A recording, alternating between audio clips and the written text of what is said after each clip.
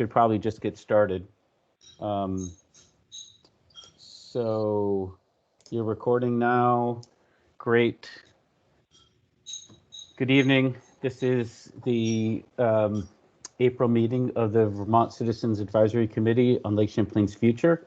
I'm Mark Nod, Chair, and today we have a meeting where we will have a public comment period, review and vote on our prior March meeting minutes.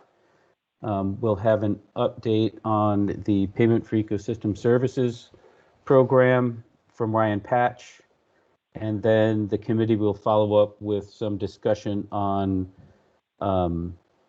the presentation of the action plan to the legislature. We'll discuss some committee membership and then wrap up the meeting and plan for May, June, and July meetings. So let me see.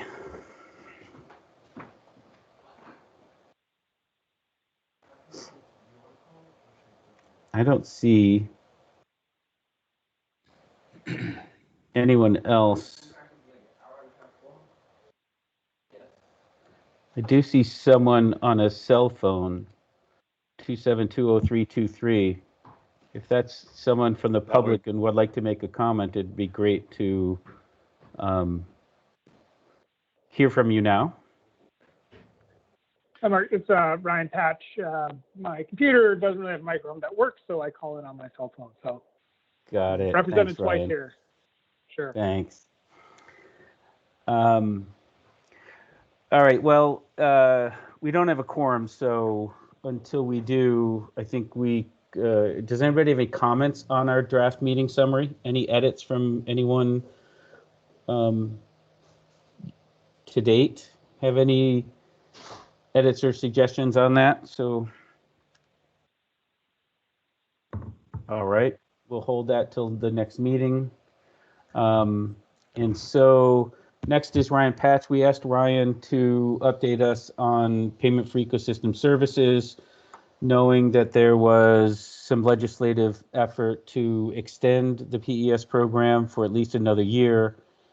And we had also asked Ryan to talk about perhaps some integration of the new Governor's Committee as executive order on the future of ag in Vermont.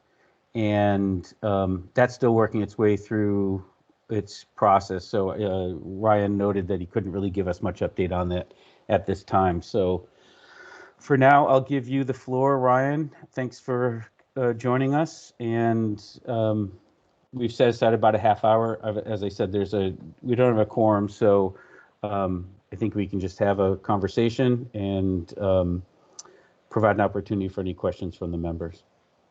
Thanks. Sure, absolutely. For the record, Ryan Patch, from Agency of Agriculture. I prepared a presentation as a way of introducing the Payment for Ecosystem Services Working Group. I'm not sure if that's something you'd like me to share, or if you just prefer kind of a verbal update on where we are.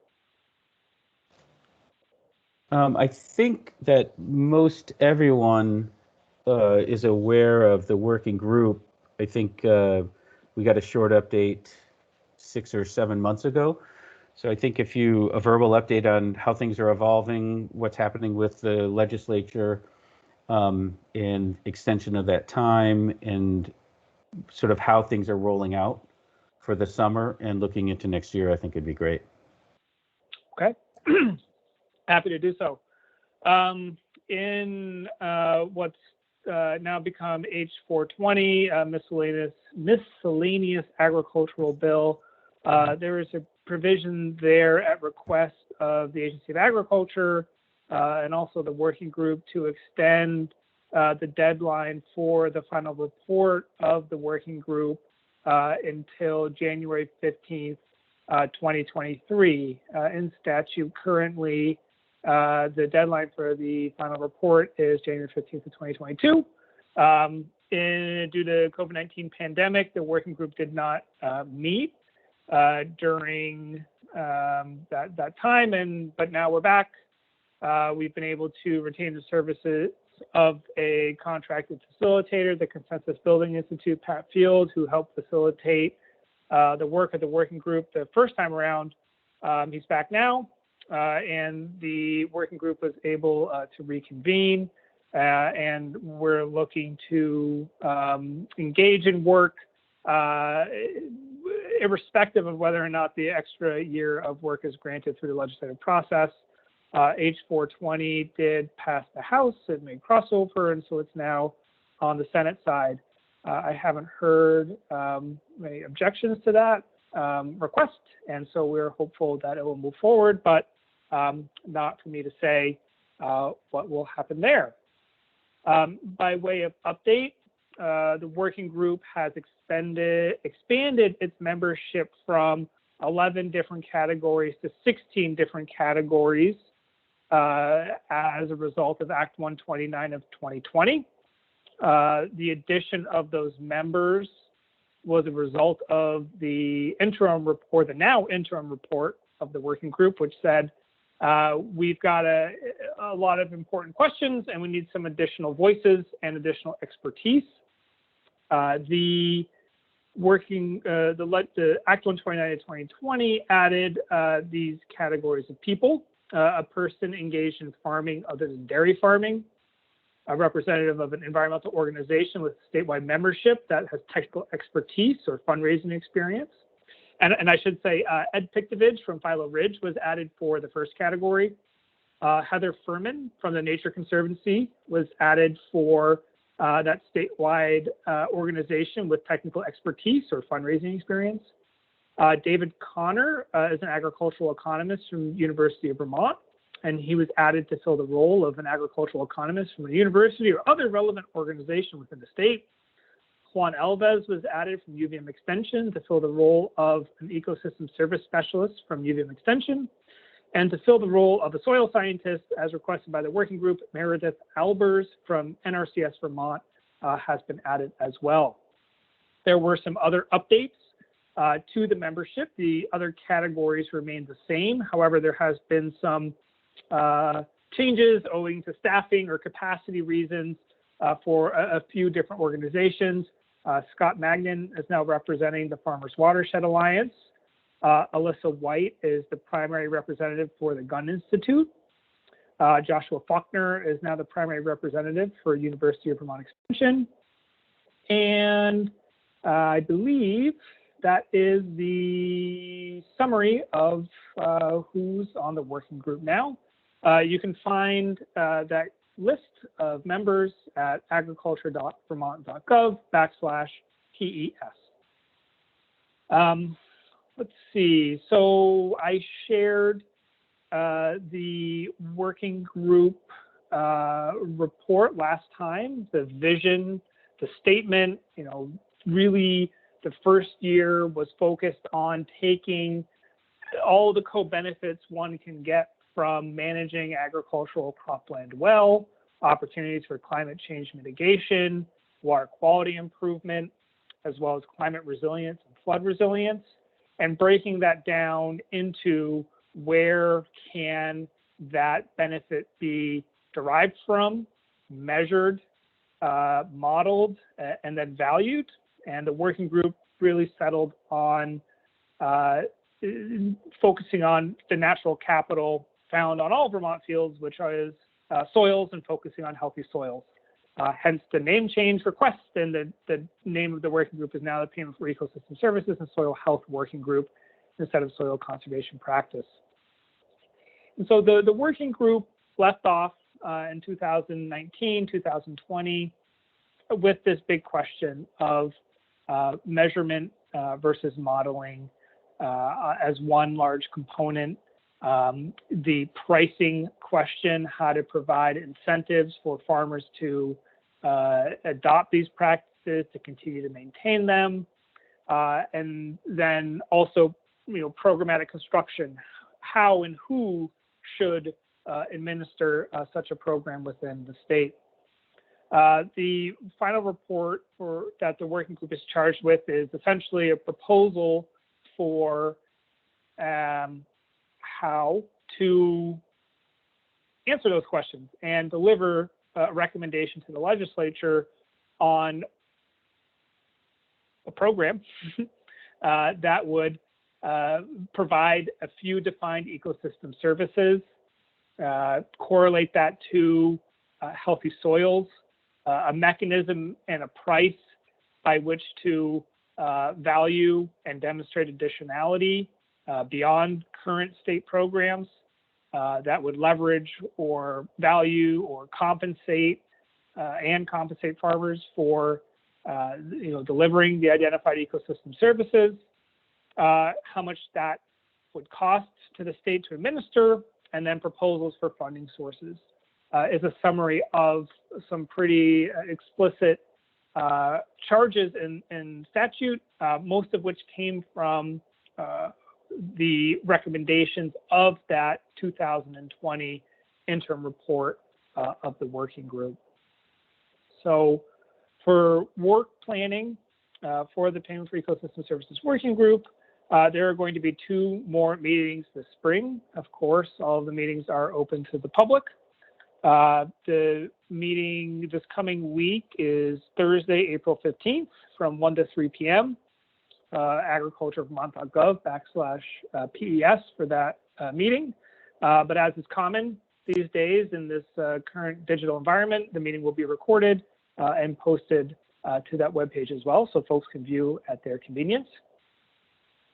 These 2 meetings this spring is going to focus on 3 of the main areas of inquiry for the working group: measurement and modeling, questions of administration, economic questions, to work on developing research topics that can hopefully be either addressed through existing programs and research that are ongoing, or perhaps through the individual work of the membership organizations that are part of the working group.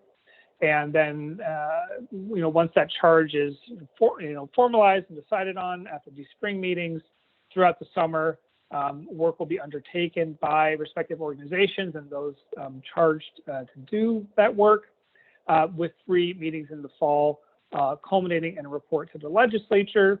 Though that report to the legislature may be, I imagine will likely give an interim report anyways, but a final report would be the year following, which would provide for more time for the relevant parties to engage in the work that's identified this spring that needs to be undertaken to answer those core questions that are levied and given to the working group. There are a number of complementary or research initiatives that are ongoing that can help inform the work of the Payment for Ecosystem Services Working Group. University of Vermont, University of South Dakota has this really novel research project, $3 million over 4 years, to really taking this goal that was articulated in the first round of working group meeting, which was really field level and field specific monitoring, and they're going to be piloting some of those more cost effective edge of field or in-field monitoring systems, piloting a PES group PES pilot based on some of those precision ag tools, and the results of that are really going to help, I think, answer some of the questions about measurement and modeling. There's also from Vermont Land Trust, Biological Capital, and University of Vermont Extension, this great soil health measurement program that will be ongoing statewide, which we're very excited about. And as I shared last time, we'll have our Pay for Phosphorus program ongoing. So these research projects will help inform the working group and will be ongoing throughout and past the current end date of the Payment for Ecosystem Services Working Group. So it's been so far in the meeting this year, it's been a lot of updating the working group on some of those research areas to help kind of set the stage for the big digging in meeting this coming Thursday to really set the stage and begin to lay out what is going to be the scope of work, what are going to be specific tasks, what additional research is going to be undertaken so that the working group can answer kind of those 8 questions posed to it in the Act 129 of 2020 so that the working group can develop a final report. So absent background I could share, I'm happy to answer any questions folks may have.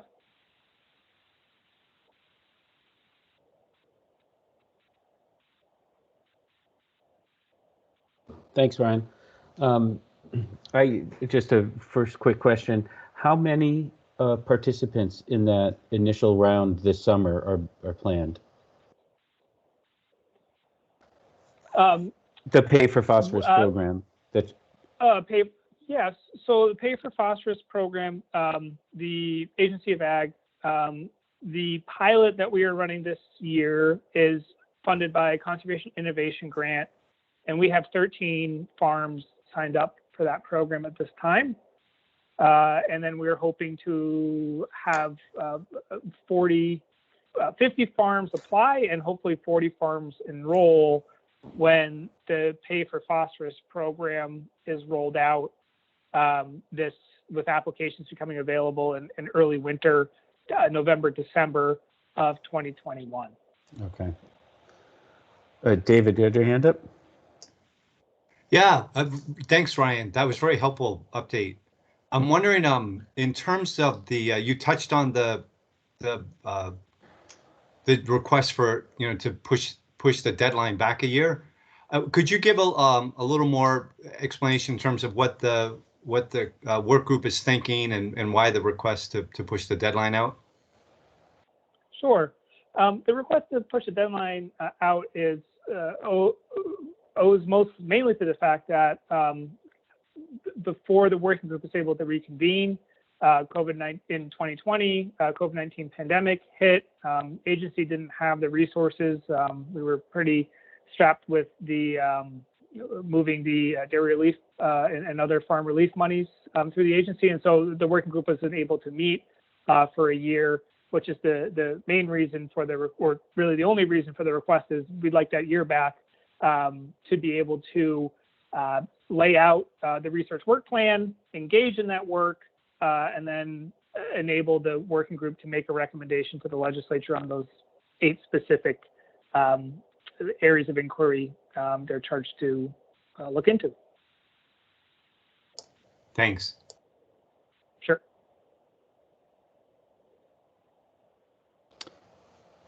Any other questions for Ryan?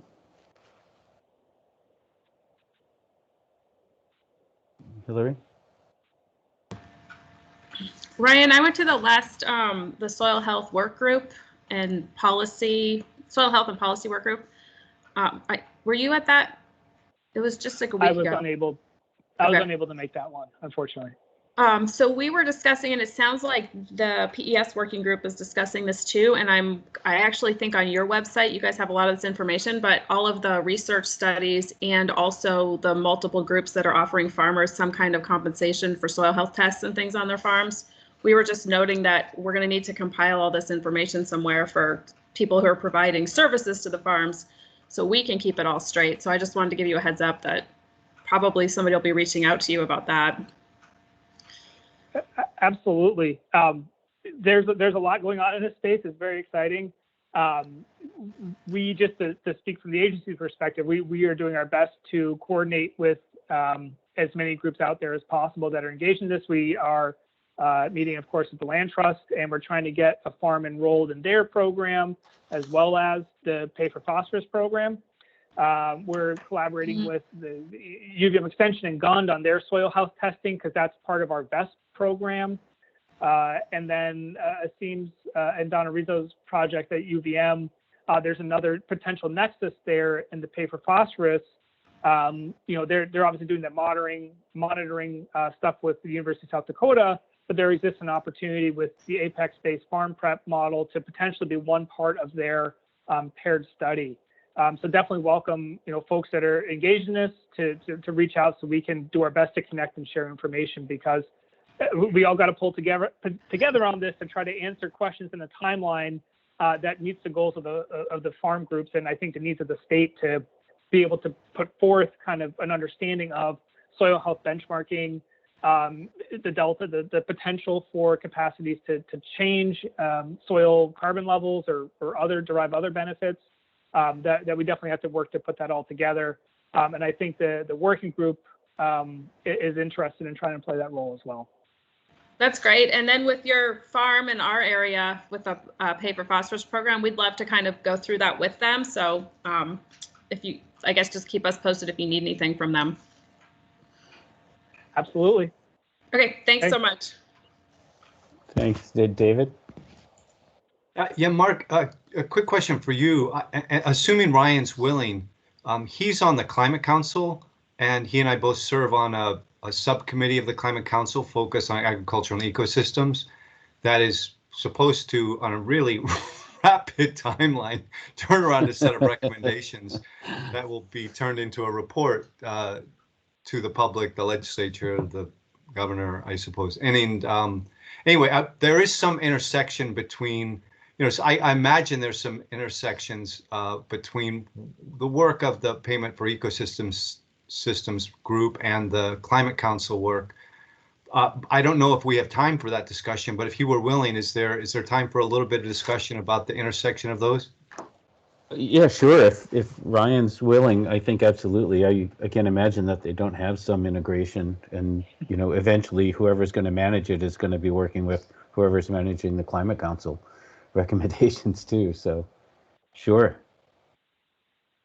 Yeah, Dave, I think that's a great question and an area of interest. I think the Climate Council should be aware of, and of course also the Payment for Ecosystem Services Working Group.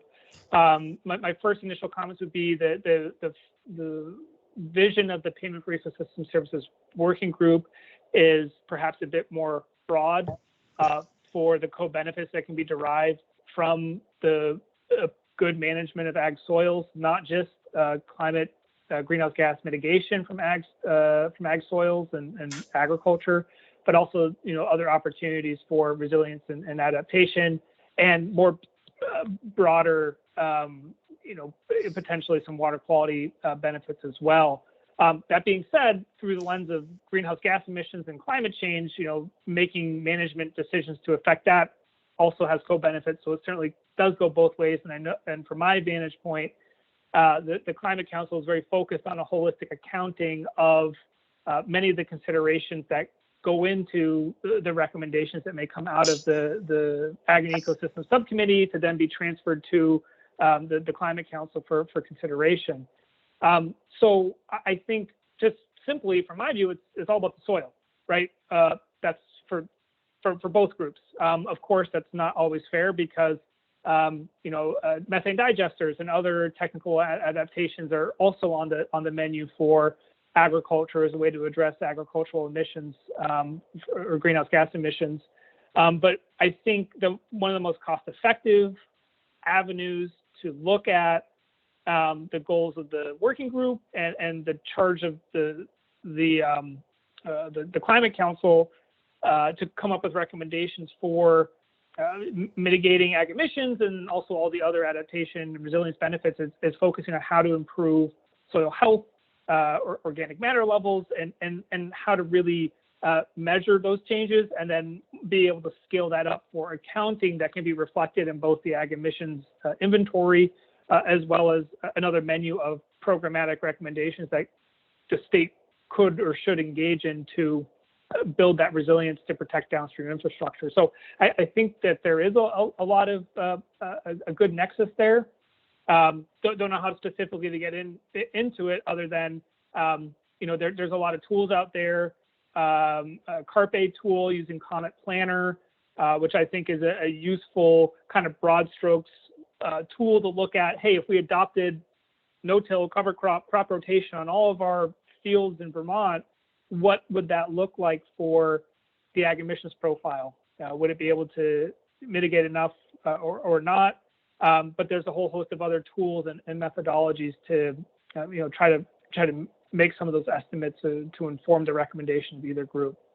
So sorry, a lot there, but it's definitely an exciting topic and a lot of opportunity for both of those groups to dig into this question around the soil. And if I could add just my own, editorial comment, my sense, as between two climate, strategies, and one is more technology based and less about soil health or less about kind of just ecological resilience. I would prefer that, from Audubon's perspective, would be steering towards those things that are more about soil health and ecological resilience and ecological health, as opposed to pure technical, logical, let's just burn methane, for instance, kind of methods. And I think I mentioned that because I think it's of some relevance to those, of the CAC and of those that are paying attention to clean water issues, because I think there are carbon, there are greenhouse gas mitigation measures that don't have a lot to do with clean water.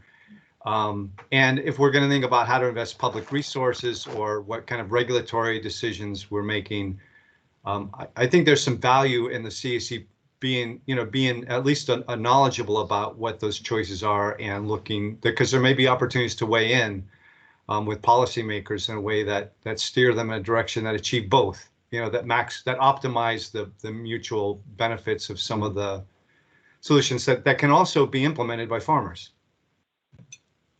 I had a sort of maybe a tangent question. Someone reached out to me asking whether we were looking at some of the work going on related to soil health and this discussion that healthy soils are carbon sinks and carbon sequestration, and whether or not is there work going on? Had we been informed of anything related to using funding support for carbon sequestration through whatever it might be, carbon credit or tax, whatever might be evolving as a solution, as funding to support some of this soil health improvement farming transition, right? As maybe fund a payment for ecosystem services, one of the sources of funding. Is that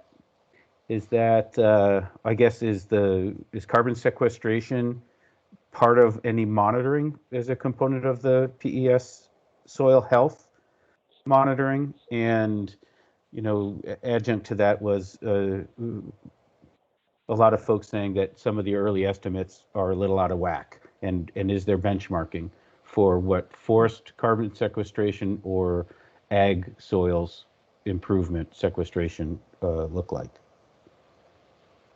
Great questions. As part of that presentation, what I would have shared is for example, 50,000 acres of agricultural practices that were in part funded by the Clean Water Investment Fund through the Agency of Agriculture, looking at practices like cover crop, manure injection, conservation tillage. For all of those practices, the state has adopted a protocol based on the geospatially explicit implementation, soils, specific data for that particular location, which allows the state to model phosphorus reductions from the implementation of those practices. What the state doesn't have at this time is a protocol for also quantifying any changes in soil carbon levels. The current state emissions inventory focuses on emissions from a number of different agricultural sources, nitrous oxide emissions from soils, enteric fermentation from cows being the two largest, and urea fertilization being the third. But what's not part of that, and it isn't really part of the state inventory tool, is the flux or storage of agricultural lands, and then also not currently part of that is how the different managers affect those emission profiles, meaning that the enteric fermentation maybe not as changeable, but certainly the soils management can be have a profound impact on the amount of carbon that could be released or stored within soils. And so I think there's a real opportunity. IPCC says think of the co-benefits of carbon management as water quality. Well, we have this robust water quality programming at the state and federal level where we catalog all of these acres of implementation. I think one thing that from the Agency of Ag perspective, I'll be trying to bring to the conversation is, well, maybe we could start with quantifying some of those practices to really see, well, what are farmers already delivering?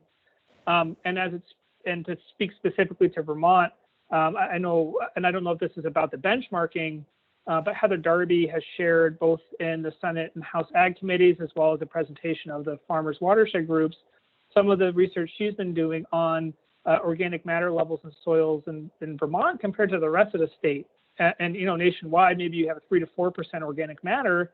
Based on some Vermont specific data, we're seeing 5 to 6%. So we could already have above average soil carbon levels in Vermont, and their farmers are continuing to adopt these practices. So I think the soil inventory, soil carbon inventory is important to understand what's beneath the ground on ag land already.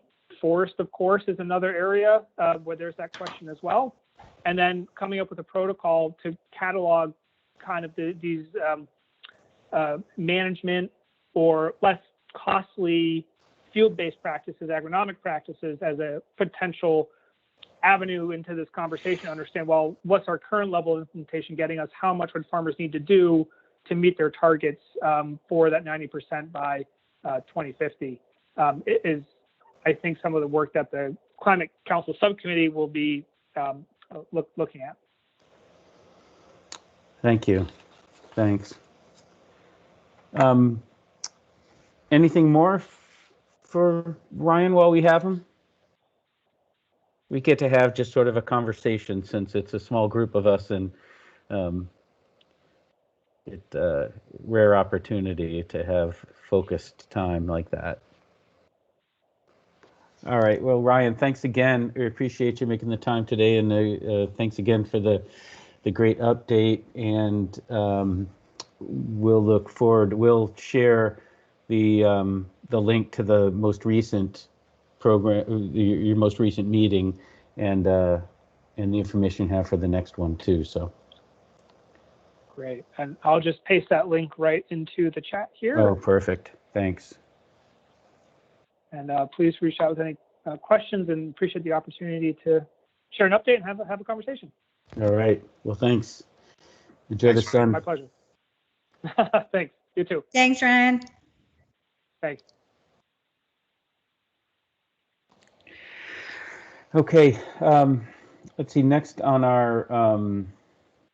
our agenda was an opportunity for some follow-up from folks on the committee that presented to the Legislative Action Plan, and just to have a sort of debrief. I know that Lori and Jeff and I debriefed quickly after our last meeting, which I think was with Secretary Moore. I guess it was that last Friday or 2 weeks ago now, Lori? 2 weeks ago. 2 weeks ago now, 10 days ago or so. So I know it was to me, I'll give a quick, my sense. It was fantastic that we could grab 2 or 3 committees together and had, 30 different legislative members or senators together.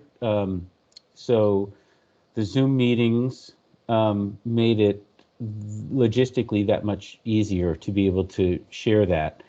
I think in the future, if we could, it'd be nice to have a little more time, so we had more time for conversation and meetings rather than that sort of rigid 40 minutes to an hour.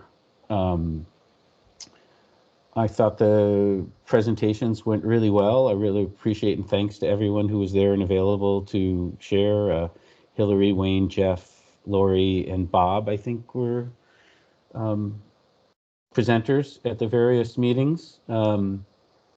If we do get to do it in front of people, I think it'd be great to try and do it over a 60-minute, maybe a little bit longer period in one of those big rooms at the legislature, and be able to have a much more diverse group, and for everyone to hear the various questions that come up because it's such an integrated and complex issue that we're trying to solve for.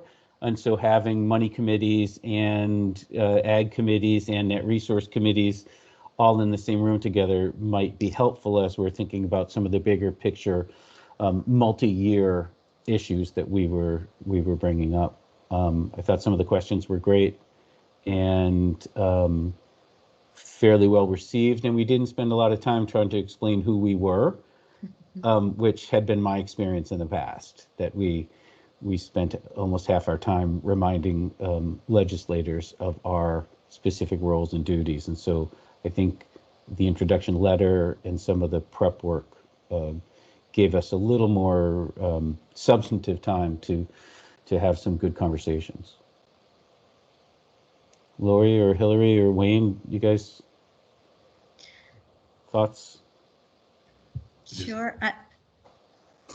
I agree. I think it was really helpful, especially to have the joint committee presentation, which we've always tried to do and that's never been a possibility when we've been in person, or it's been on a very small scale where some committee may have sent one representative, or so this worked much better, and maybe it's something that we can build on next year, even though hopefully we'll be in person, to go with room 11 or room 10 and just invite those committees jointly and note that similar to last year, we would like to do this again, and it could open it up for more of a broader presentation, so other committees or committee members could come in from just interested legislators from committees that we don't necessarily present to,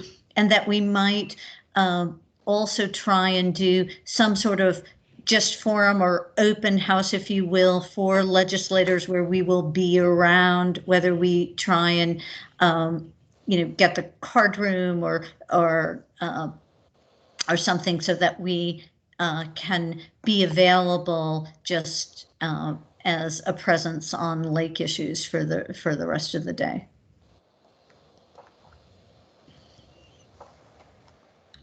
Yeah, Mark, my only comment, it seemed like we were late this year than previous years. I mean, and that was for a bunch of reasons, but I feel like they were kind of had moved on into other issues. And I think obviously earlier is better. Not sure we were able to influence much or really get their specific attention this year, just because they're still dealing with the budget and all this COVID and a whole bunch of other different things. So I guess maybe moving forward, I think we should really try to make a concerted effort to get in front of them sooner than later. Right. No, I agree.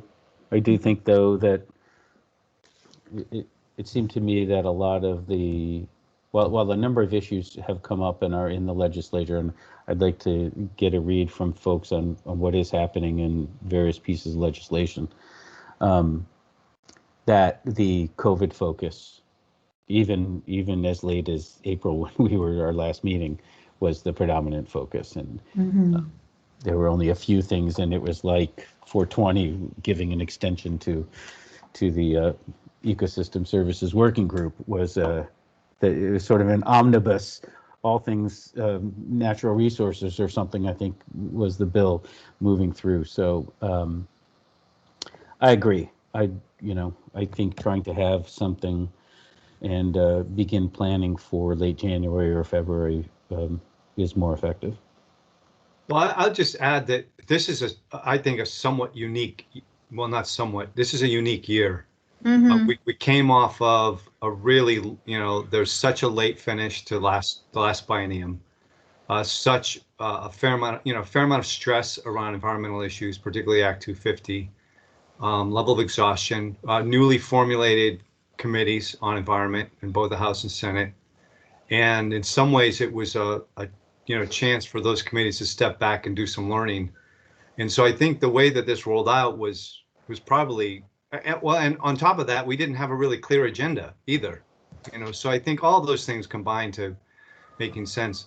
One of the things that this organization, the CAC, is not designed to do is to be quickly, to be agile, to kind of respond to issues as they emerge. And there are some interesting issues emerging I think right now that we should probably touch on a little bit if we have time, particularly around the clean water funding. But there's it's hard for this group to kind of anticipate what are the key issues that are going to come up, and then how would we weigh in with legislators.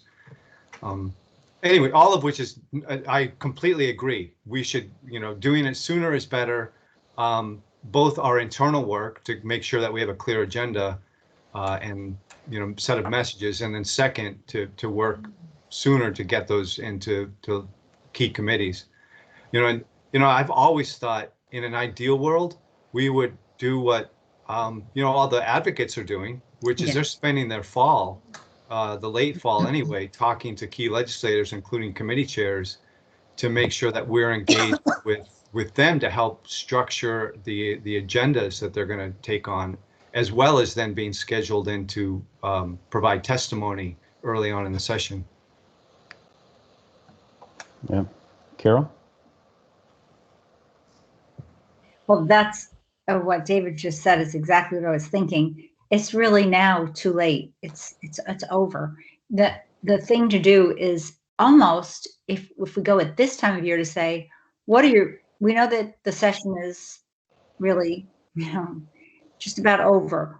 What are your plans for next year? What are your plans for clean water for next year? Whatever, the questions are that you want to ask.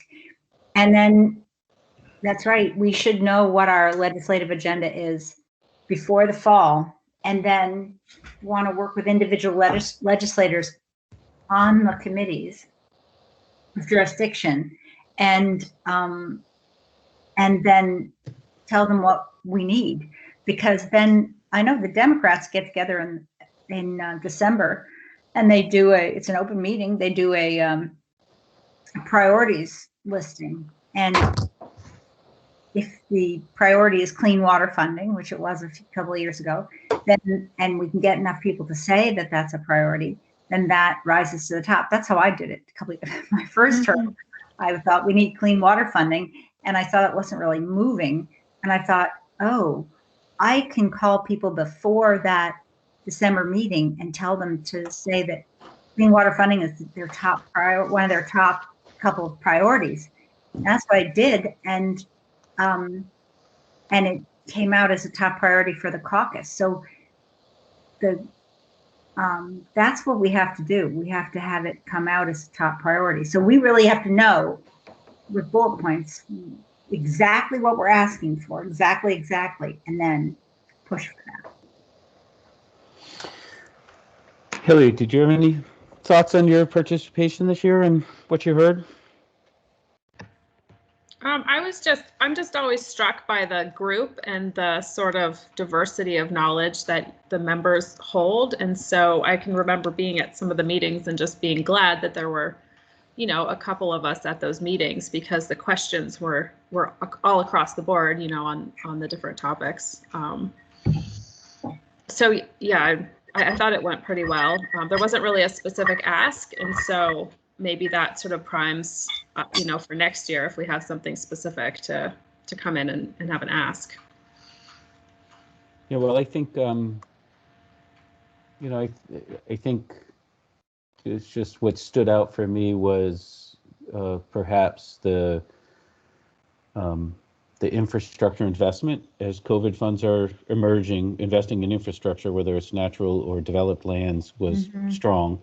And I think Jeff and Wayne both made points regarding the 3-acre permit and the challenges that people are and the pushback that's happening. And so, and how critical it was that program was successful, because it's the next ratcheting down on developed land impacts. And I think the points regarding natural infrastructure investment, particularly related to ag soil health, I think was another issue that we raised fairly well. So, I mean, Hillary, I think you sort of lead a segue, and we can get into some of the rest of the meeting a little bit. And it's about, the talent and skill sets that are on the committee and how do we fill the remaining spaces that are available. I still haven't heard back. I don't know if any of you have heard from the governor's office. I know that some recent committee or commission appointments were cleared through. I know some Act 250 commission reappointments came through recently, so they are at work, but I haven't heard anything related to the Citizens Advisory Committee. And so one topic for tonight is for us to think about what are the skills and talents that we'd like to have on board as we have these diverse geographic, regional, and professional, personal expertise around issues related to Lake Champlain and water quality.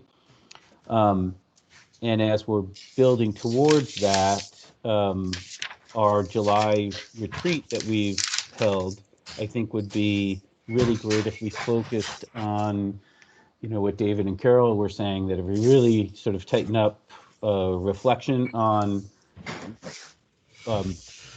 what's in play, what was achieved at the end of the most recent legislative initiatives, and what we can focus on in the fall as we try to have impact within the legislature and gearing up for our report. So I do think July we could plan for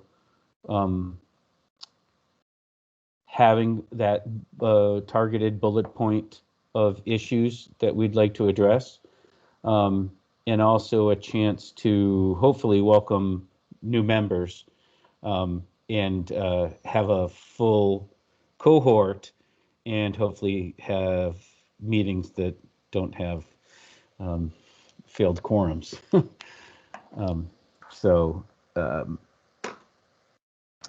Are there any other thoughts or comments on our action plan and the delivery? Otherwise, I'd like to just keep moving on with our agenda, and if we get it wrapped up, we can focus on what our next meeting will be, and trying to ensure that more committee members are in attendance so that we can follow through with some of the work we have to do. Hey, Mark, I think I can do this really quickly with Lori's help, but if it would be useful to folks, I do think the issue of some of the questions around clean water funding are maybe helpful for folks just to know as context. Yeah, I think that'd be great. Thanks. And I don't honestly know the very latest. The budget process is the House does its bill first, and then it moves to the Senate. And right now, the Senate, under the leadership of Senator Kitchell, is leading the process to sort through the appropriations. This year, as we already described, as a unique year again, in that there's a large block of federal money coming in, stimulus money, and the timing of that and the complexity of that is making it hard for the legislators to sort out all of the logistics. And in the middle of it, the governor made a proposal for how to, his administration would like to see the stimulus funds spent.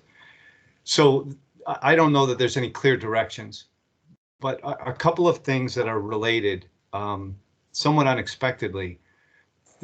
One of the top three, if not the top, political issue that the General Assembly has had to deal with is the question of the pension shortfall, right, and the Treasurer's recommendation to address that.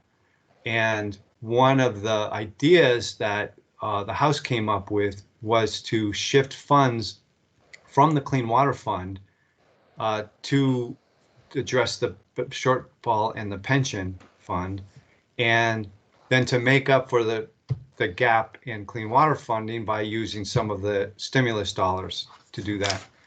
And it caught I don't think I'm speaking too much out of turn to say that it was a challenge for the environmental community to figure out how to respond, not wanting to stand in the way of, what was a creative solution to address a real need around pensions.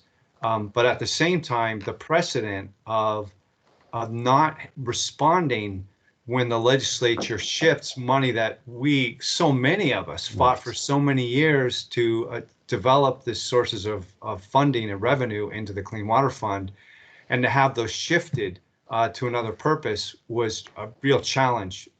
And we sent mostly negative messages, not straight out opposition, but messages of concern. We meaning the environmental community, the Water Caucus that Lori and I are both part of. And that's on record. There's letters that describe that out. And there's, in addition to the concern about the precedent of losing those funds to the Clean Water Fund as revenue, is the question of what are the limitations on the use of the federal dollars? And does that add a set of constraints on how the funds are used that restrict some of the more creative ideas and the shift towards more natural solutions, green infrastructure, non-hardened, non-wastewater treatment plant, right, kinds of investments, which are important, but are extraordinarily expensive, and historically have kind of pushed some of the more natural solutions approaches to the side.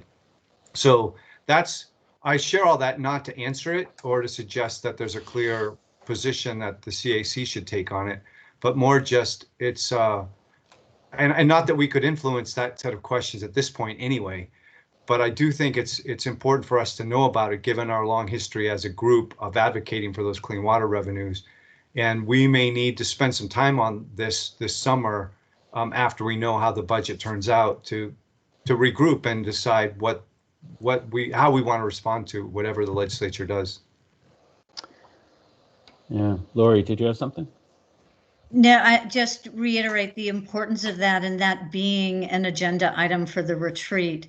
And I think it also speaks to the complexity of some of these issues and the challenge for the CAC, because we are a largely volunteer body that meets once a month.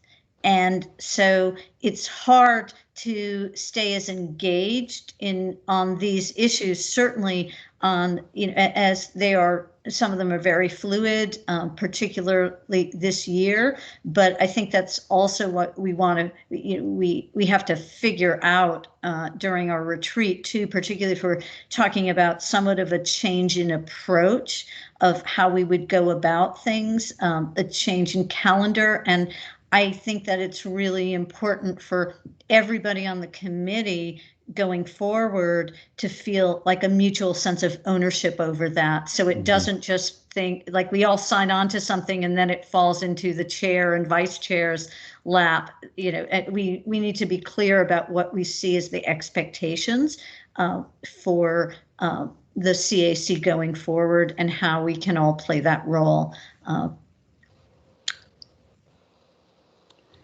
Yeah,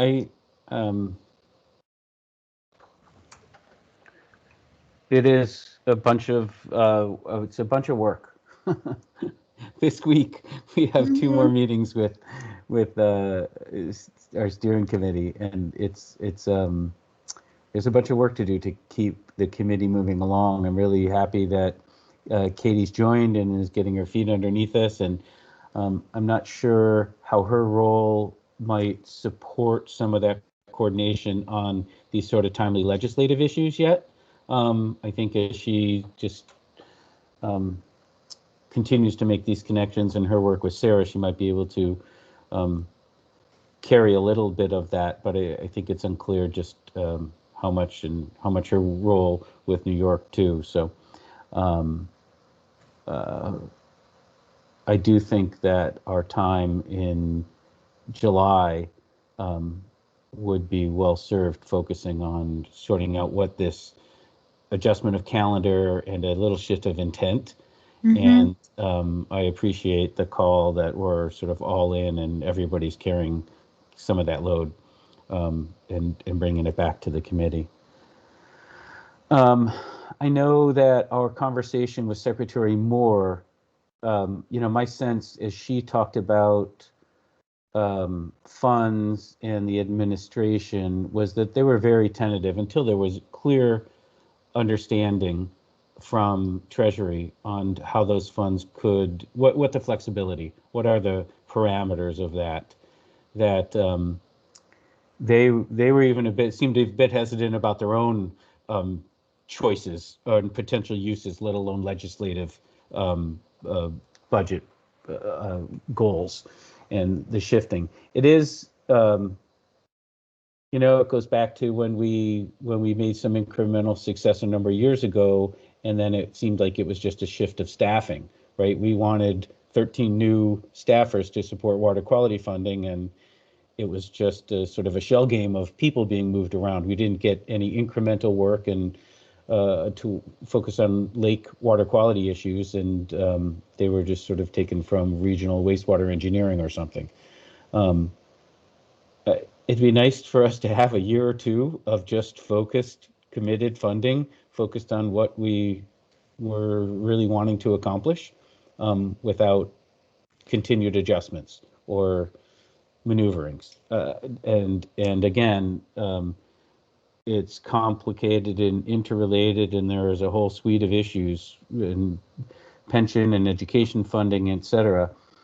I was hopeful that the clean water end would be flush. I understand there's so many transactions, real estate transactions, that the property transfer tax portion of it would be oddly inflated in an otherwise challenging year, but I haven't seen what those numbers look like yet. So we, I guess, appreciate particularly the two of you who spend more time with the caucus to be able to provide clear updates. Carol, do you have any thoughts on what's happening in the legislature and things moving forward related to COVID resource funding and The way I understand it, we have 40 million more in clean water funding in H315 that or in what we're aiming toward $40 million more in clean water funding. I won't say where it is.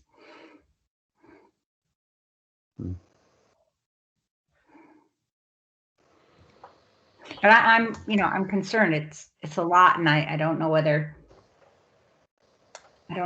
it means really.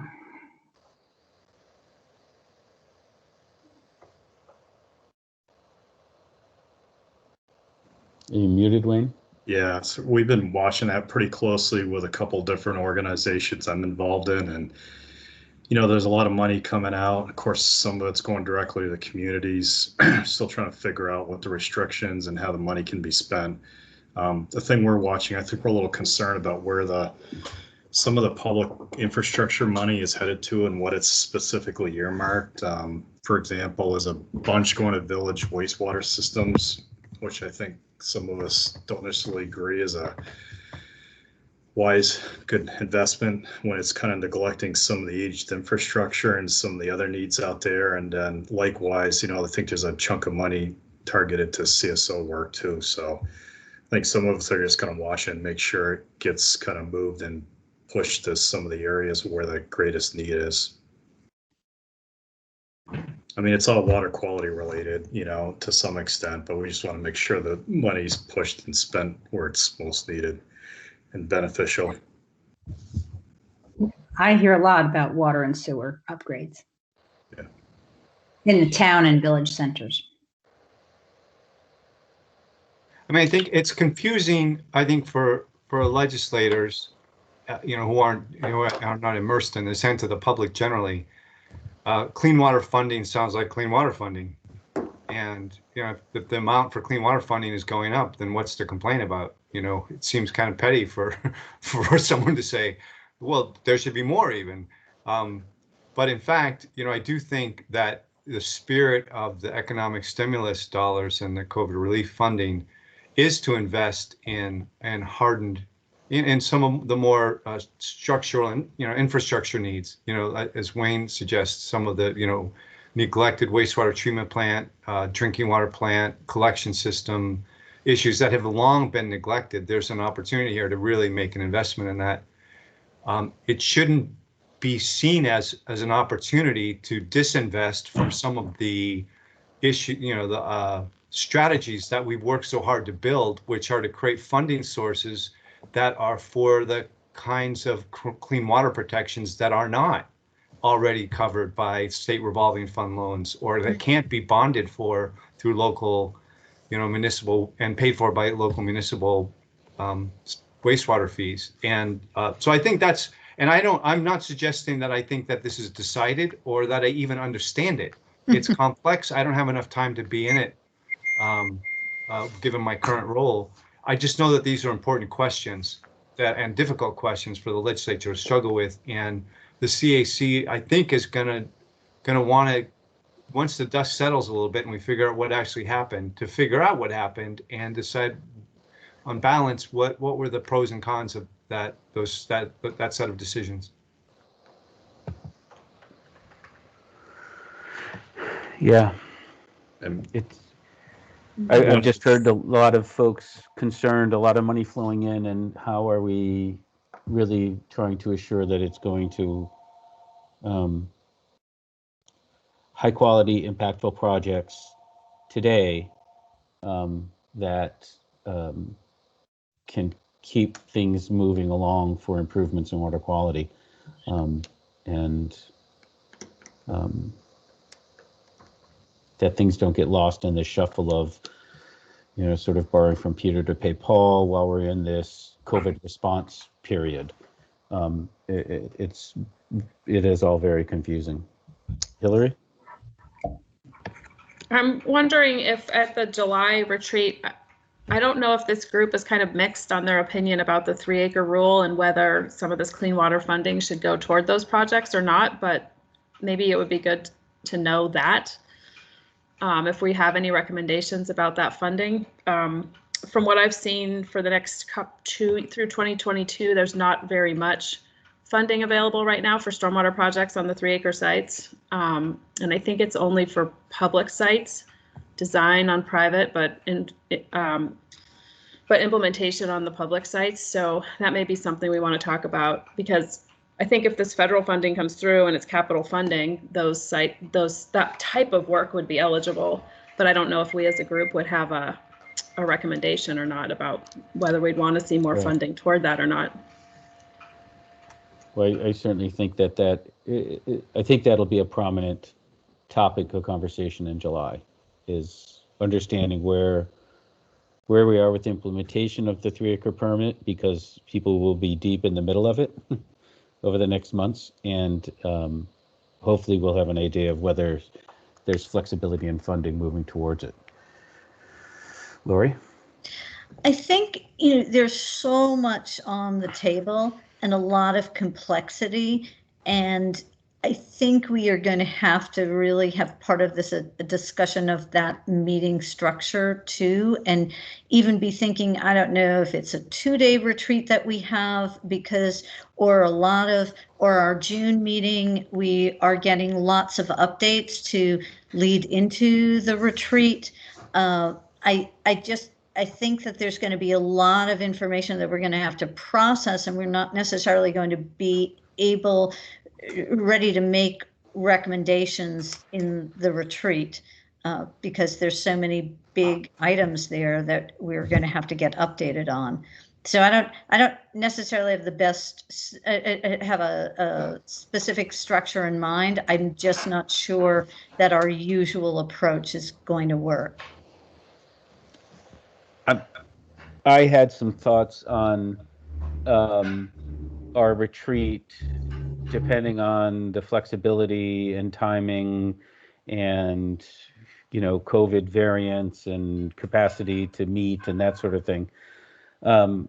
Katie and I talked a little bit about whether we might have part of our retreat and maybe a couple days in order to provide an opportunity to connect the other CACs with us also, for both social awareness, but also see where opportunities for alignment were. The New York CAC, they didn't have a quorum, but they enthusiastically supported our resolution in front of the steering committee, which will be discussed tomorrow, related to monitoring of herbicide and pesticide. So that's being addressed. It was discussed at CAC, and Pierre for OBVBM was also enthusiastically supportive, although they, as a committee didn't take action on it. And it's sort of, as I was thinking about May and June, I was thinking if the legislature looks like it's going to close their session in May, there may be sufficient time to get some folks to help in our June meeting do some of that pre-retreat updates that might help frame some of the issues so we're in better shape for logistically planning and executing a successful July meeting. So that's roughly, that's sort of where my head was around our next, well, at least the June and July meetings. I did want to, before we left this meeting today, have a conversation about May, and it may be that the International Joint Commission, we might be able to get someone to do a presentation for our May meeting on that, David. So thanks for that heads up. We ought to have sufficient time to be able to get an update on that for the rest of the committee. Sarah, did you have your hand up? I did. Yeah, we were just talking this morning about, maybe giving the CAC an update on 3-acre financing in the next few months, if you all would like that. I think that'd be great. So maybe you think it'd be fairly cooked by June to give us an update for our pre-retreat planning? Yeah, I think it is under development, and I think that in the next couple of months with the ARPA funds, we will have some sense of the coming picture. Okay. And we can talk about how some of the existing 3-acre funding programs might serve as templates as well. Okay. Thanks. Wayne? Yeah, Mark, yeah, when I was just put my plug in, I guess if we're looking for new members to fill some of the vacant slots, I feel like we've always been kind of very underrepresented by the business community. Got an incredible cross section of people and a lot of great knowledge, but I would say more kind of scientifically based and some things, and it'd be great to have some representatives either from the business community or maybe the travel tourism that, obviously is directly related to the lake and the water quality side with some of the issues we have coming up. And I think it would just give a different, good perspective on things moving forward. Great. Hold on to that thought for a second. I'm gonna ask Katie to bring up, she's got a little whiteboard exercise we wanted to do just to put some sticky notes up on the skills that we might be losing and looking to replace or advance. And then Eric, I know you had your hand up. Yeah, it seemed like you were moving on, so I just dropped a note in the chat. Basin Program will be publishing our next State of the Lake report at the end of June. Probably not in time for your June meeting, but we could certainly set something up with Katie to do a presentation on that with the group in July or whenever it fits your schedule. Okay, thanks. Thanks. Yeah, and we'll follow up with some of the discussions on how we can do some more joint work with Katie and the other CACs. I think it'd be great, and maybe with our Basin Program Summit, we'll talk about, and I don't know if you want to talk about it now or maybe at our next meeting, Eric. I'm not sure that we've addressed it, or I've addressed it with the CAC, the fact that the Basin Program has made the shift to create some engagement in June to be able to inform the following year's budget. Do you want to just quick touch base on that and let folks know, and maybe we can talk about it in more detail? Also in the July, maybe we'll have some sense after our June Basin Program meeting. We can talk about it in our CAC meeting in July. Sure, yeah. So this summit that Mark was referencing is a new thing that we're doing with the steering committee and our advisory committees, and this group should receive a save the date probably later this week once we get confirmation from the steering committee on Wednesday that that's what they want to do. But the idea here is to look ahead to our next budget process, and we're going to use this summit to bring everyone together that works with the Basin Program, the steering committee, and all the members of our advisory committees who'd like to participate and brainstorm priorities or themes for our next budget cycle, which for those of you who keep tabs on those things, it'll be our FY22 budget. And the idea is to try and focus Basin Program resources on a couple of theme areas within each of our 4 goals for opportunities for action, which are, just as a reminder, are clean water, healthy ecosystems, thriving communities, and an informed and involved public. And what we're proposing to have a couple of pre-summit workshops that will probably be the 3rd week of May. And then those will kind of like prompt the actual summit, which will be on June 2nd. And it'll be the 2nd, that'll be like a 2-session day. We'll do a session in the morning and a session in the afternoon. We're still kind of hammering out the details for how that's all going to shake out, but we'll have more on that out probably early next week to get again calendar holds and save the dates out. Great, thanks. Yeah, so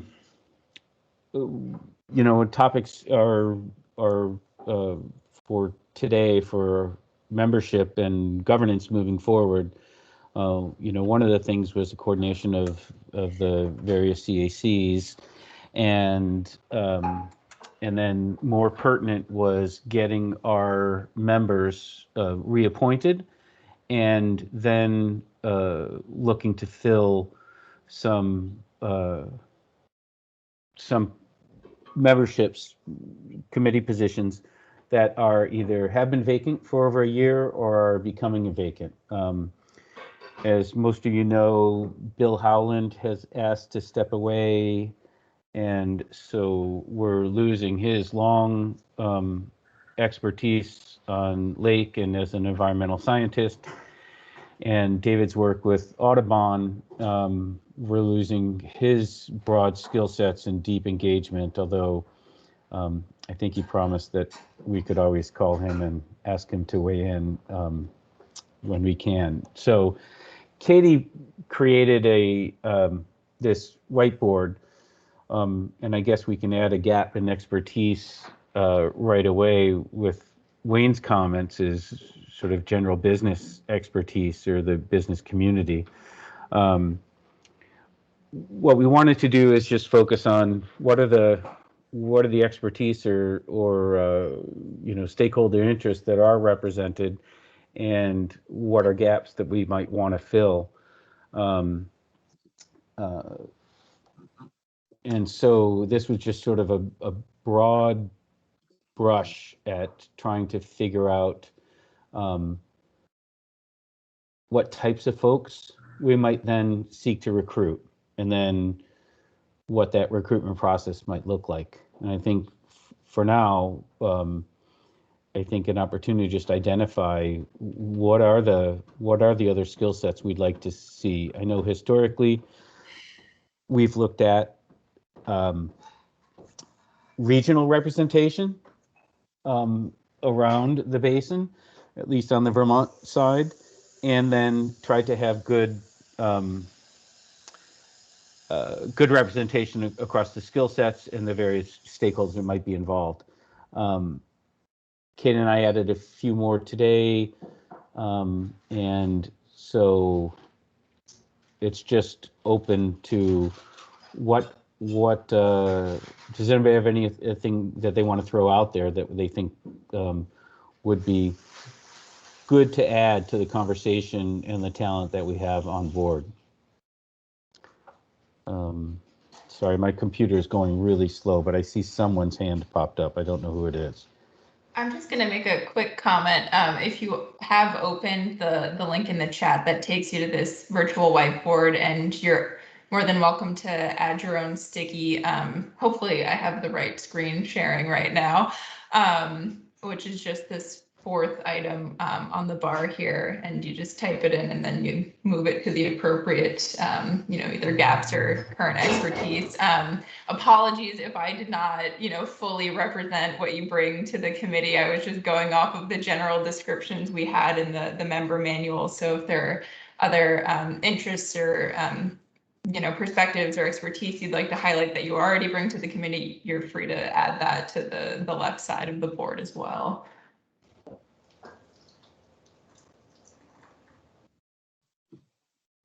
Yeah, Wayne? Yeah, I just want to add, I'm really good at paddle boarding, so could you add that up, please? No. Geographically, to me, seems to be another pretty major limitation. I don't think we have anybody on really kind of northern Chittenden County up into Franklin County at all, or even really from the islands.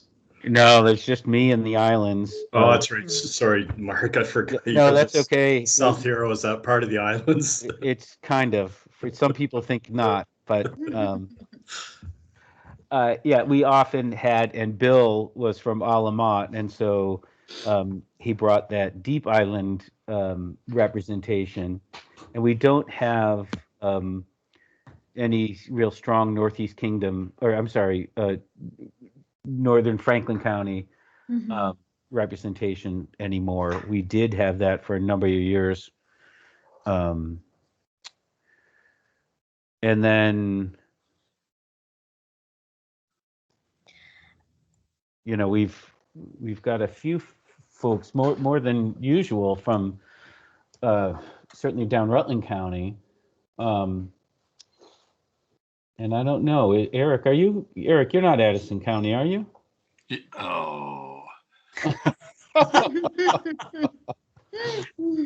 Yeah, I'm Madison County. Oh, that's right. You're just northern Addison County, right? And welcome, by the way. I see you joined. Thank you. Go ahead, David. Just a quick thought. I think this is a great way to kind of visualize this. I do think that, for us and maybe for the governor, the nature of Vermont is that many of us have held multiple hats at any given moment, and may check boxes in many different areas. Also, and there's no one, we're not going to be able to necessarily fill all of these criteria. So I think thinking of it like a matrix where we're kind of looking at people that check, as many of those boxes as possible, and then submit a list to the governor and say, here's the priorities in terms of people we'd recommend reaching out to. But it's, it would be awesome to continue to have a farmer on, but even that isn't like, not all farmers are equal. There's lots of different kinds of farming and farmers and different levels of knowledge and expertise in terms of clean water in Lake Champlain. So I think having someone who's both a farmer and who understands government, or a farmer and who understands clean water, those would be the kinds of things that we got to look for. And then the last thing is, are they going to show up? I don't know where to capture that exactly, but I do think that's been a longstanding challenge that we've often had, one or two members that just aren't active, and that ends up taking up seats that someone who is more engaged could really fill. I agree. Those are great points. And I think, well, my goal for today, and with this whiteboard with Katie, was just to bring up some basic themes that then I'd like to, at our next meeting, be able to, sort of create this Venn diagram or something. I'm not sure what the right visual is to support our request to the governor to seek out folks with these types of talents to come to the come to the committee. So, Well, honestly, I think if we're going to really move this forward, it's got to be more than just a list of criteria. We've got to bring names forward. Yeah. Because this, in my experience, the secretary and the governor, this is just not a priority set of appointments for them. And unless we almost kind of wrap it in a bow and hand it to them on a platter, they won't move. right. And so, one of my thoughts was we come to some sense of here's the type of person we would like to see to participate with us, and then maybe come up with one or two individuals that we think might actually be willing and interested in participating. I think Katie mentioned in New York, they won't rate to people right away. And I guess that's as good of an approach as any too, that if people honed in on certain individuals that they thought might be interested, but also bring a couple different hats of experience and perspective to the table, that may be a faster way of getting to filling it. One of the questions that's been going on is the process. Is there a transparent process of building these committees? Is there a better process? I'm not sure we're going to get into that tonight. For me, it's more important we get a minimum of 8 to 10 people who want to show up every month so that we can actually take action when necessary, and we don't have meetings that don't have quorums. I know there was too many meetings a year ago that we effectively did nothing except have conversations because we had 5, 6, or 7 people attend. And I think I was clear. I'm not interested in serving on a committee, let alone chairing one that we can't engage people to show up on a monthly basis for something compelling as, the future of Lake Champlain. So if folks have, while we've got these thoughts up on paper and nice colors in front of us, if people have some thoughts on specific folks, I don't know whether now's the time to consider who they might be, or perhaps share it via email after the meeting and give some consideration to how we might move that forward with proposed nominations. Historically, we have done something very similar to what the governor expects with his commissions, is a letter expressing an interest with a resume and then filling out the online application. I don't know, Wayne, you have ideas? Yeah, Mark, I just was a couple of comments on the attendance issue, and I guess it's probably even too early to really make these decisions, or what's our meeting format look like moving forward at some point? I mean, is there still a virtual option to people? I think almost certainly we'll maintain this virtual option and do hybrid if necessary. Yeah. I mean, I'm hoping we do a hybrid, because I know in my situation, the challenge I have, the virtuals definitely made it easier, but I have a lot of board meetings, and those unfortunately typically run Monday, Tuesdays. But at least if I have a virtual option, I'm kind of hoping meetings, even at that level, have a virtual kind of hybrid option moving forward, because it's easy to fit a couple things into an evening. But like if I've got to be in Brandon tonight, I've got a hour and 15-minute drive, and the schedules get to be challenging. So I mean, that's maybe a little bit more discussion. I assume we would be able to continue to have a hybrid option moving forward. That just may make it easier from the attendance side of things, for new candidates or, further considerations. Yeah, no, thanks. My expectation, at least now, is to carry on with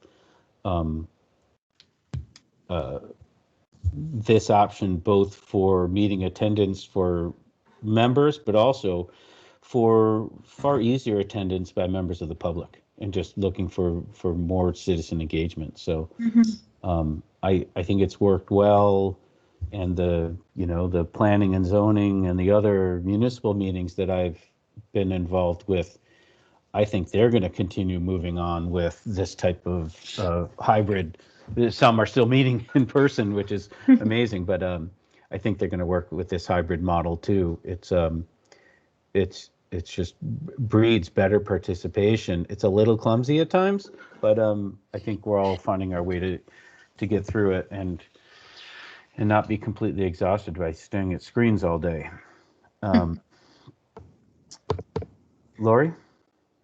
Yeah, I think it also reduces environmental impact. That there are some barriers that we have to recognize that not everybody has access, but I think it allows for greater efficiency, and also during periods of bad weather during the winter, we certainly have had a host of meetings where we've lost a lot of time because we've had to cancel at the last minute or postpone or reschedule, et cetera. And it's rare that happens in a virtual format. So I think that, there are things where they work much better in person, but I think having this model is going to be important.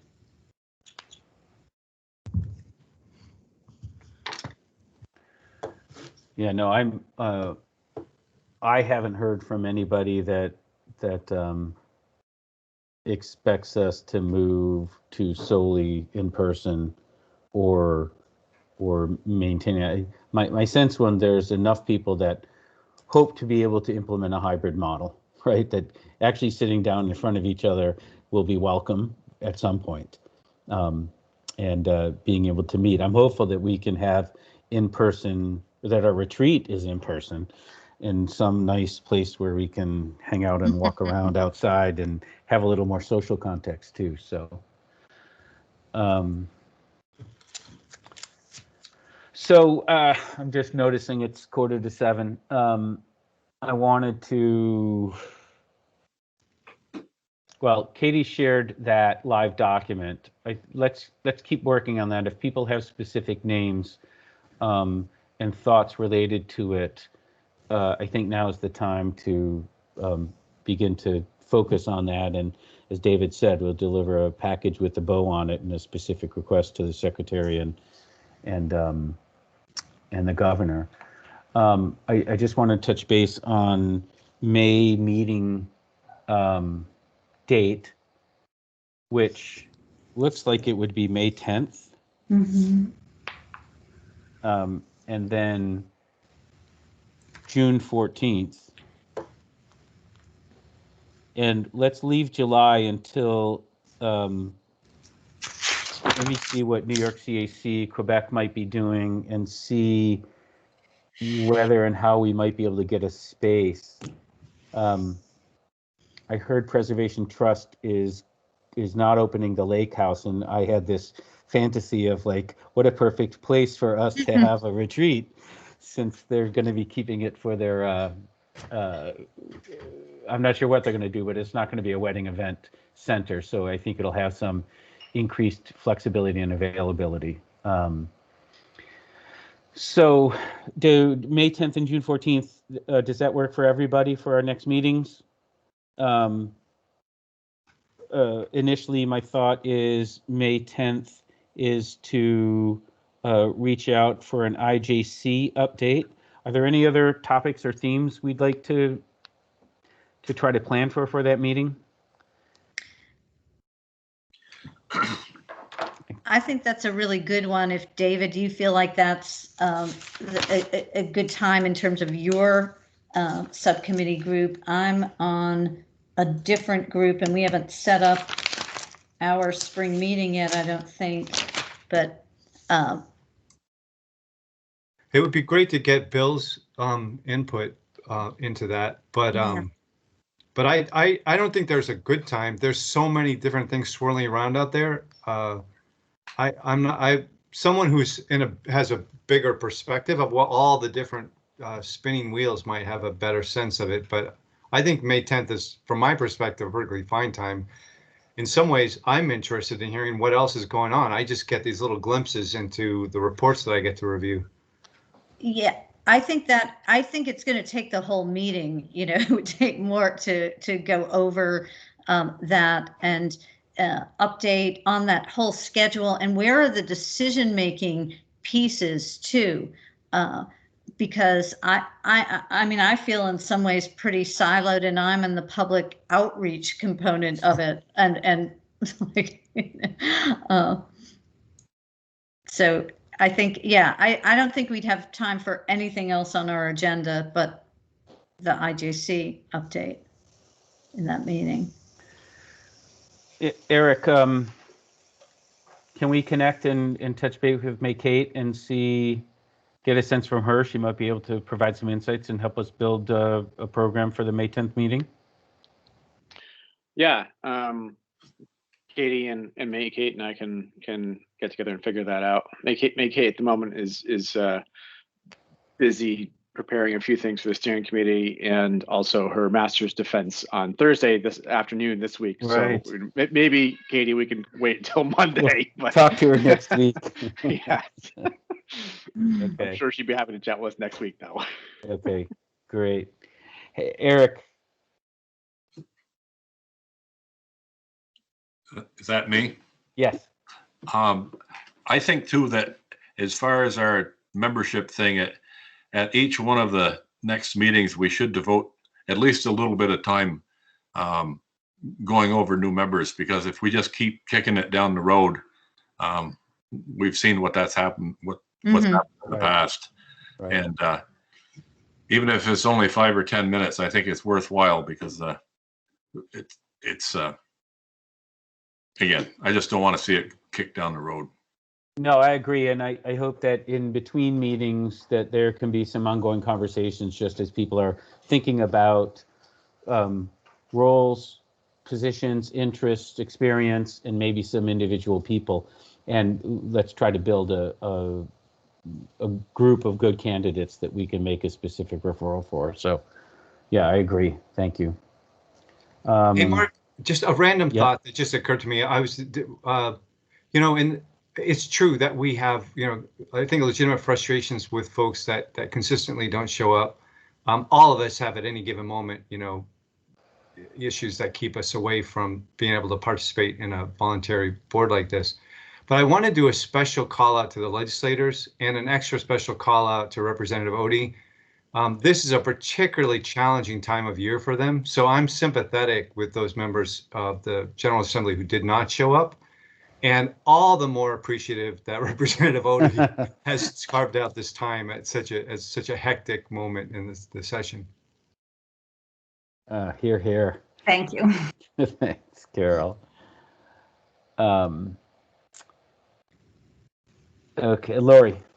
Yeah, absolutely. Second that. And with regard to the IJC presentation, and Eric, in putting that together, I'm particularly as part of that discussion, I think we need to talk about that tension between structural and non-structural, because, and I'll be very clear as to being in that camp, and one of the reasons I'm involved for the Lake Champlain Committee is because our organization has a long-standing history on this issue, and in trying to champion a non-structural approach. And I've at every level, I've early on in this process have been told, oh, don't worry, that's all, that's the direction they'll go in. New York and Vermont would never let that happen, etc. Or we've got key people like David Mears and Bill Howland who are playing a strategic role in helping shape this. And yet I think it's really important to have that as part of the discussion, that we really want to see what is on the table and when those decisions are happening, because even as somebody who's playing a role in this, I don't know. And that may be on me. I may have been missing things, but also I think there's a key piece that some of us try to advance is the whole natural infrastructure component of this, and special studies and focus done on this. And you may recall Rose Paul, when she was in one of the subcommittees, is helping to advance that, which was endorsed going forward. So I'd like to see that as part of the update that's made, where that is going in terms of the presentation. Yeah. If others agree. Yeah, we can. I'll talk with May Kate, and I think we'll work with Mark on the actual presentation topics or the areas. But I understand that the group wants to see it, is interested in the full spectrum of the work that's happened over the past 5 years on the study, and probably more importantly, what they're looking at now for recommendations for management options. And there's a number of different. Getting my program terminology mixed up, but I think they call them themes, but areas of interest anyway that include structural, non-structural options, but also, as you know, Lori, emergency response and preparedness, and another one that I'm forgetting at the moment off the top of my head. I'm not as immersed into this study as I used to be, partly because May Kate is doing such a great job. I don't need to be. It's good. But as you mentioned, the public advisory group hasn't met in quite a long time now. So from that perspective, I'm not as connected into it as I used to be. But maybe we could get at least the U.S. members of the public advisory group logged into this May meeting also, if we can put things together. That's a good idea. Yeah. Thank you. Yep. Wayne? Oh. Lori, just to, I guess, add to that a little bit, I would be interested, I guess, in some of the background about why the Vermont, New York support of and some of the history there about more of the non-structural solutions there. So I'm not sure how easy that is to, I guess, understand why that's maybe the preference, or has been the preference moving forward. Sure, and maybe not today, but I mean, as part of the meeting. So yeah. Yeah, I think that history can be shared, and maybe Eric, we can coordinate on that if you need my help on some of that. We endeavored to make that story told, and in fact, it was part of the information that some of us felt was really important for any of the technical consultants and working on this issue, is that prehistory on this whole issue and what happened in the past, because this was before the International Joint Commission in the 1980s. And there were decisions and incomplete decisions or unfinished decisions that left the, kind of the record open.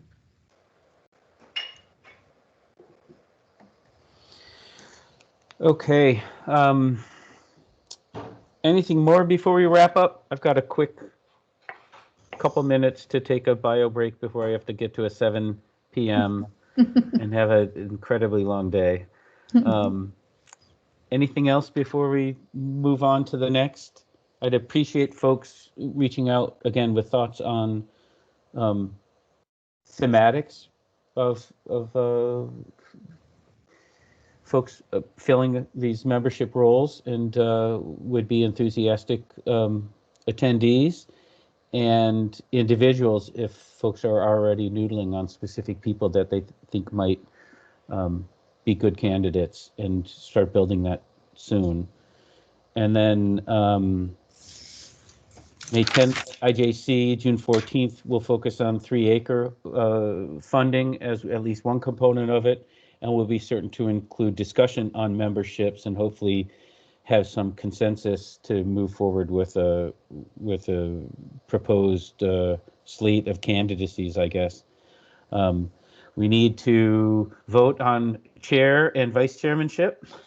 We don't have a vice chair right now. Bill was vice chair and just noted that the Zoom meetings just don't work well for him at all. And so I think we put into our member manual that April was typically when we would vote. Usually we'd have new members appointed by now, but we're delayed on that. So I'd like to try to get back on track and catch up with some of those sort of governance issues with our committee. So anything else? All right, well, thank you very much. Hope everybody had a great sunny spring and your gardens are tended. They're ready to be tended, and we'll be in touch and talk to you in a month or so. See you in a month, talk to you beforehand. All right, Thanks. thanks everyone. Thank Good you. night, everyone. Bye, Hey, everybody. Carol, Thank you. while you're still there, can you and I talk about